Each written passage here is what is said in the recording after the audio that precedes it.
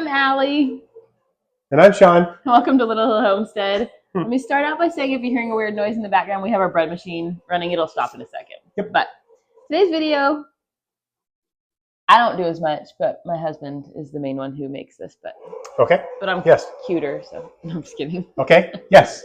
But today we're going to make homemade ricotta. It's actually really easy. I say that because I don't make it. Okay. Yeah, it's pretty easy. It's just about being patient with heating up the milk and the cream. Yeah. But it's really easy. There's only 4 ingredients.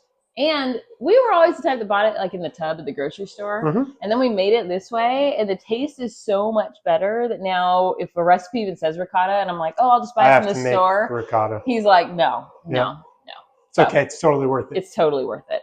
But, all right. I'm going to start with 7 cups of milk. We're using 2% milk. You can use full fat milk. I do like using full fat milk typically, but we have 2%.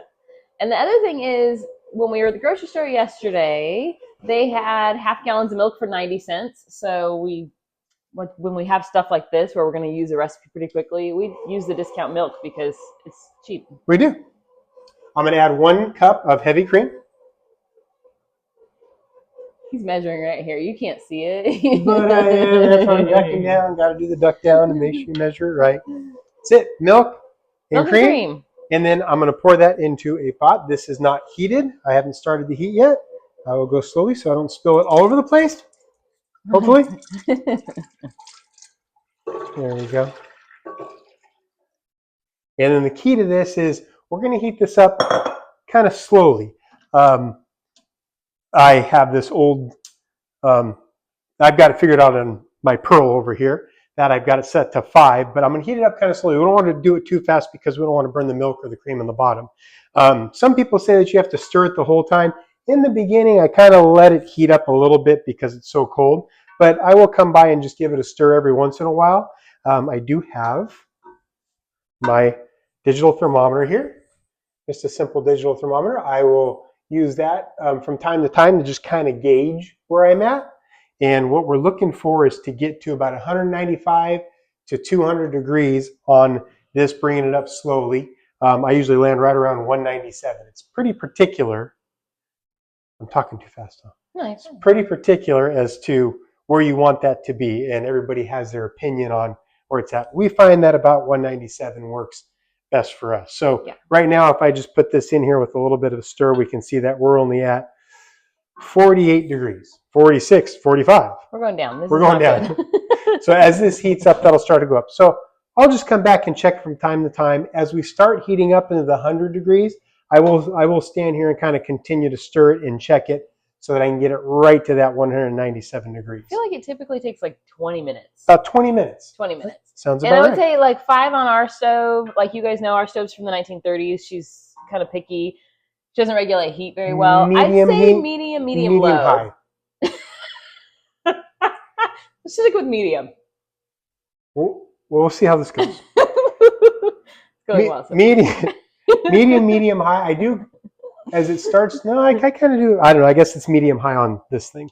Yeah, we're using medium heat. And we are Let's using be safe. Our bigger burner. Like we have 3 small burners and 1 big burner. This is on our big burner. So yeah, but it takes like 20 minutes. We're already up to 51 degrees. It'll kind of go fast in the beginning as this heats up, but then it slows down and I have to watch it a little closer. But for now, I'm just going to stir it every once in a while.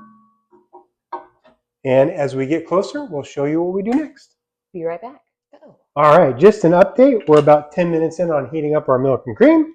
And I'm just continuing to stir it to keep the heat even throughout. And so that it doesn't stick to the bottom or burn to the bottom. And my temperature is reading at 128, 129 right now. So, and climbing. So we'll let this keep going. And when we get closer to 195 to 200, we'll come back and let you know. That was easy. It's easy. I told you it's easy. He's over here stirring, and I took a break to eat a roll with butter. Yeah. It's the best recipe ever. So I'm working and you're not. Huh. I gave him a sip of my Mountain Dew. Guilty. I'm a nice person. Guilty. 133. We'll be back. Okay. We're back. I can perfectly hide behind you. We're at 195 degrees.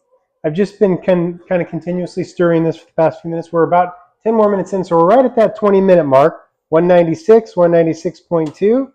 And once we hit 197, we're going to show you what we add to this, how we go about it. But I'm watching this closely because I like to be pretty particular right at this point. And I know we've told you this before. My husband is much more particular when cooking and baking, which is probably why he's better at baking than me. And I just hit 197 degrees. I'm going to turn this off. We are going to add 2 teaspoons of salt while stirring and 3 tablespoons of vinegar. We like to use vinegar because we have not had very good luck with lemon juice that I know you can use as well. Yeah, we tried lemon juice when we first started doing this recipe, and we just found it just didn't do the whey separation part as well as the vinegar did. Right. So we ended up having to add vinegar to that batch to get it to separate. So now that I've done that, I just set a timer for 2 minutes. I'm going to continue to stir this. The heat is off, but I'm going to continue to stir this for 2 minutes. And if you could see this, you can start to see it kind of curdle. You can see it starting to curdle in there a little bit. So what ricotta basically is separating the whey. We're separating that from what is going to be our ricotta. So the vinegar causes a chemical reaction that makes it do that. Boom. There you go. So I'm going to continue to stir this for another minute, 20 seconds. And then after that, because we have an electric oven, I will take this and move it to the back burner so it doesn't sit on that hot surface. I know on a gas grill, it's a little bit gas oven. It's a little bit easier because when you turn the heat off, it kind of loses heat faster. But as soon as this is done, I'll push it back to the back one. But I'm going to continue stirring for 1 more minute here. When we're done with the stirring and we set it on the back, we're going to let it set for 20 minutes and just not disturb it at all. Nope. And that's really when you're going to see the everything separate and kind of do its magical cheese business. Right. And this stirring is I'm just kind of keeping the stir going. It's not a brisk stir or anything like that. Just kind of keep it moving around, keep the heat even while it does its thing. Almost there. It's part of my particular. Yeah. Staring at it. Yeah. Usually, Shawn will make this in the morning if we're going to have dinner in the evening so that it has all day to kind of do its thing. So this is actually for our dinner tomorrow. We're making a vegetable lasagna. It's super good. It's got like an Alfredo sauce and homemade pasta and a bunch of veggies. And our kids don't eat it, so we make them just a Alfredo lasagna. But we all get the homemade ricotta. So. Yeah, but it all gets the homemade ricotta. All right. My 2 minutes is up. I'm just going to set that there, and I will not disturb it for 20 minutes. And after 20 minutes, we'll show you how we strain this and start to see the ricotta. Easy peasy. See you in 20. All right. Okay. All right, our 20 minutes is up. So what I'm going to do now is I'm just going to kind of take this, and I don't really stir this. I just kind of break it up a little bit with a couple of cross pieces. It doesn't need much of anything.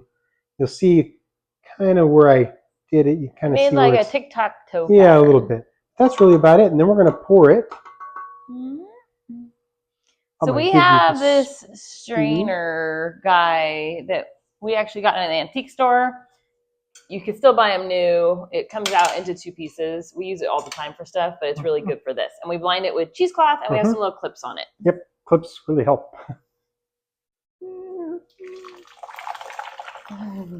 And making a mess. Oh. Part of it. I'm going to turn this against you real quick just so we can get the rest of this out. So you can already see the whey is coming down to the bottom. That's that clear yellowy liquid that you're seeing. And then the ricotta is going to stay in the top because of the way we've lined it with the cheesecloth. So, nope. Oh, okay. So you kind of let that strain, I would say about an hour.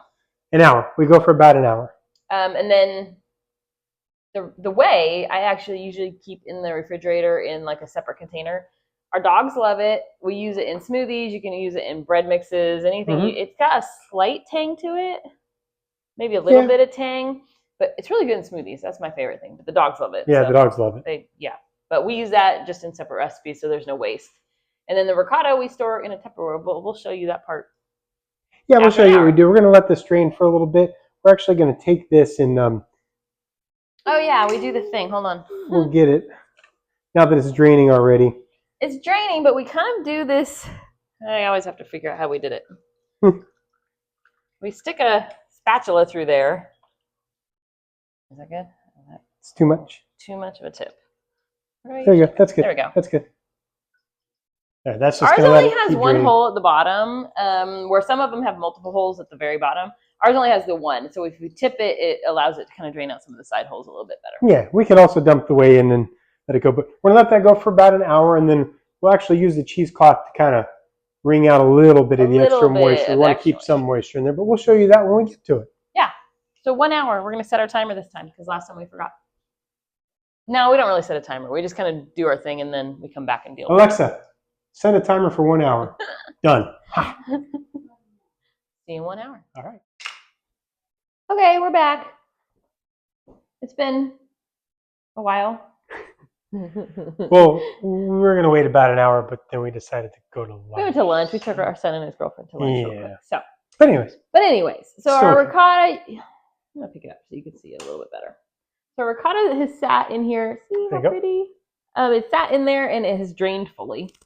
So our whey, like I said, we'll save that to use in other recipes. But we just got a Tupperware out. Yep. And we're just going to take these clips off. We have laundry clips. We actually have a laundry line outside, and these are. It really helps it. Otherwise, when you pour that in there, everything just sinks down. So the clips kind of hold it in place. Then I'll use the cheesecloth. This too is going to be pretty close, but you'll see that as I turn this a little bit, it's made a lot today. I'll squeeze out just a little bit more. Yeah. So the difference, this is the same process you would use for making farmer's cheese, is what they call it. The only difference with farmer's cheese is you would let it like basically strain out a little bit more to get you more of a cheese consistency versus a ricotta. That's the only difference. What? No, there's the ricotta. It's like. Think if I. There you go. You do that, I'll put it in here. We can see it. It's like creamy and kind of squishy. And what we found is with the homemade ricotta versus, I'm not gonna put that in the container. I'm gonna eat it. We found the homemade ricotta. There you go. Go ahead. Sorry, finish your story. I'm enjoying it over here. The homemade ricotta is a lot creamier. It's so good. It's a lot creamier than what stuff you get at the grocery store. Where that is like, it doesn't really even have flavor to me. So that's our homemade ricotta. Yeah, it tastes just like ricotta. It's creamy. I don't know if it's sort of creamier or richer. Richer, real. Sometimes I feel like ricotta from the store just kind of watery or bland. This definitely has more flavor to it. Nothing that really bites out at you, but just a really good, simple ricotta. There's a couple things. Like I said, we're making lasagna with this tomorrow.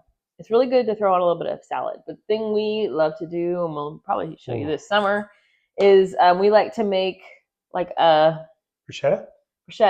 So it's like little tiny thin pieces of like crunchy bread. We toast them a little bit in the broiler. We'll put ricotta on them. Then we put some fresh tomatoes from the garden with some basil, and then we drizzle it with a balsamic reduction that's kind of sweet. Yep. That's our favorite thing to do with this. Fortunately, we don't have tomatoes or really basil right now. So lasagna it is. Lasagna it is. Happy winter. But that will be our dinner tomorrow night. I'm not going to show you guys my lasagna unless you guys want me to. If you do, just comment below. It's really good. But that's our basic ricotta. And like we said, it's super easy. This cost us maybe, it's 90 cents for the milk. Yeah. A little bit of salt and a little bit of vinegar. A little bit of cream. Yeah. Oh, yeah, the cream. A couple bucks. That too. I mean, it's just cheap as ricotta, and the flavor is just so much better than what you buy in the grocery store. Yep. So, absolutely. Like we were saying, do a taste test. Buy yourself a thing of ricotta and then make yourself some of this, and you'll understand why we think it's better to make it this way. Exactly. All right. Thank you for watching our video. And you guys always know we say this.